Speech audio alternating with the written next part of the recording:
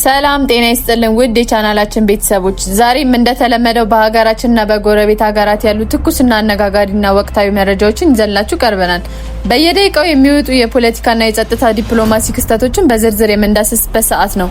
ወደ ዝርዝር መረጃዎቹ ከመሄዳችን በፊት የቻናላችን ቤተሰብ እየሆናችሁ ሰብስክራይብ በማድረግ ቤተሰብ እንድትሆኑ የመደወል ምልክቷን በመጫን ደግሞ ሁልጊዜ የምንለቃቸውን መረጃዎችን በፍጥነት እንዲደርሷችሁ እንጋብዛለን። አብራችሁን ቆዩ። ዛሬ ዓለምን እያስጨነቁ ያሉ ሶስት ታላላቅ ክስተቶችን ይዘን ቀርበናል። በእስራኤል በኩል የቆሰሉ ሰዎች ቁጥር በከፍተኛ ሁኔታ እየጨመረ መሆኑን ተነግሯል። በዮርዳኖስ የሚገኘው የአሜሪካ እጅግ ዘመናዊ የራዳር ስርዓት በኢራን ጥቃት ወድሟል። በሌላ በኩል ደግሞ የፕሬዝዳንት ትራምፕና የኢራን መካከል የቃላት ጦርነት ኒውክሌር ዛቻ ተጀምሯል። ጦርነቱ ወደማይመለስበት ደረጃ ደርሷል። ዝርዝር ትንታኔውን አብረን እንመለከታለን። በመጀመሪያ ደረጃ የምንመለከተው የአሜሪካ አይን የሆነውን የቲኤችኤኤዲ ራዳር መውደም ነው። በዮርዳኖስ የሚገኘው የሙፋቅ ሳልቲ የአየር ኃይል ካምፕ ላይ የተሰነዘረው ጥቃት የቴክኖሎጂ ጦርነቱን መልክ ቀይሮታል። መሳሪያው የወደመው ኤኤንቲፒዋይ 2 ራዳር የቲኤችዲ ተርሚናል 20 አልቲቲዩድ ኤሪያ ዲፌንስ መከላከያ ስርዓት ዋና አካል ነው። ለምን ወሳኝ ሆነ? ይህ ራዳር በሺዎች የሚቆጠሩ ኪሎ ሜትሮችን አቋርጠው የሚመጡ የሚሳኤል ጥቃቶችን አስቀድሞ የመለየት አቅም አለው።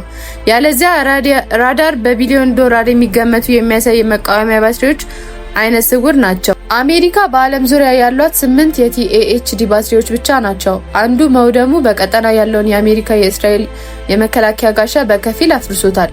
ይህ ኢራንን የምትሰነዝረውን ቀጣይ የሚሳኤል ጋጋታ መንገዱን ክፍት ሊያደርግለት ይችላል።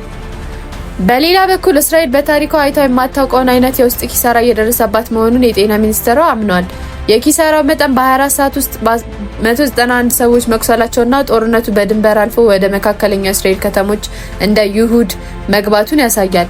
የአሜሪካ ኤምባሲ ማስጠንቀቂያ፣ በቤይሩት የሚገኙ የአሜሪካ ኤምባሲ ዜጎች ምግብና ውሃ አከማቹ በማለቱ ሁኔታውን ከአየር ድብደባ አልፎ ወደ መጠነ ሰፊ የምድር ላይ ጦርነት መሸጋገሩን የሚያረጋግጥ ቀይ መስመር ነው። የሆርሙዝ ሰርጥ መዘርጋትና የኢኮኖሚ ቦምብ። ኢራን የዓለም ነዳጅ ሲሶ የሚያልፍበት የሆርሙዝ የባህር ሰርጥ መዘርጋቷን የጦርነቱን አድማስ ወደ ዓለም አቀፍ ደረጃ አውጥቶታል። የባህር መስመሩ መዘርጋት በዓለም ገበያ ላይ የነዳጅና የጋዝ ዋጋን ከፍተኛ ሁኔታ ላይ እንዲደርስ አድርጎታል። ይህ ደግሞ በምዕራባውያን ሀገራት ላይ ከፍተኛ የዋጋ ግሽበትና የፖለቲካ ጫናን ይፈጥራል።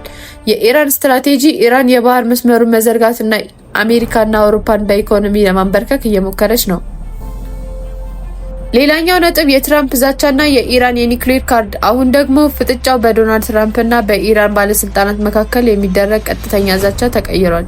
የትራምፕ ዛቻ፣ ትራምፕ ኢራን የባህር መስመሩን ካላከበረች 20 እጥፍ ጥቃት ሰነዝራለሁ ማለታቸው የአሜሪካ የኢራን ወታደራዊና ኢኮኖሚያዊ መሰረተ ልማቶች ሙሉ ለሙሉ የማውደም መዘጋጀቷን ያሳያል። ትራምፕ ላስተላለፉት ማስጠንቀቂያ የአሊ ራጂ ምላሽ እጅግ ጠንካራ ነበረ። ከጥፋት ለመዳን ራስህን ጠብቅ ከማለታቸውም በላይ አሜሪካ ጥቃት የምትሰነዝር ከሆነ ኢራን የኒውክሌር መሳሪያ ለመታጠቅ እንደምትገደድ ተናግረዋል። ይህ ማለት ደግሞ ኢራን ህልውናዬን አደጋ ላይ ከወደቀ ዓለም ወደ ኒውክሌር ጦርነት እጎትታታለሁ የሚል መልእክት እያስተላለፈች ነው። የአሜሪካ ራዳር መውደም እስራኤልን ለኢራን ሚሳኤሎች ይበልጥ ተጋላጭ ያደርጋታል። ትራምፕ በሰጡት ዛቻ መሰረት እርምጃ ከወሰዱ ደግሞ ኢራን የኒውክሌር ሙከራ ልታደርግ ትችላለች። ይህ ደግሞ መካከለኛው ምስራቅ ብቻ ሳይሆን መላው ዓለም የሚቀይር ክስተት ይሆናል።